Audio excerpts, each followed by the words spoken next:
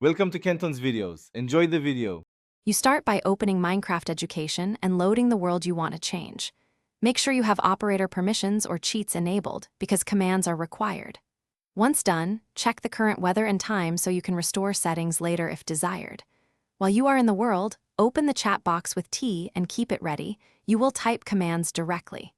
This immediate setup gets you into the right state, no waiting, so you can stop the rain now. You now execute the core commands that change the weather. First, type /weather clear and press enter. This stops rain immediately for the default time. If you want a long clear period, type /weather clear 1,000,000 to set a long duration.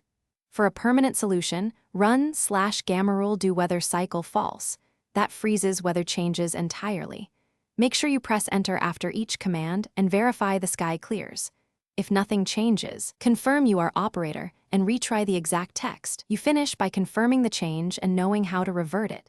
If you want weather to return, type /gamma rule do weather cycle true and optionally set a weather duration. If a command fails, check that you are operator, then retype the command exactly, no extra spaces. If the client still shows rain after success, save and reload the world or restart Minecraft Education. Sometimes visuals lag. That restart usually clears visual artifacts. If not, rerun the clear command once more.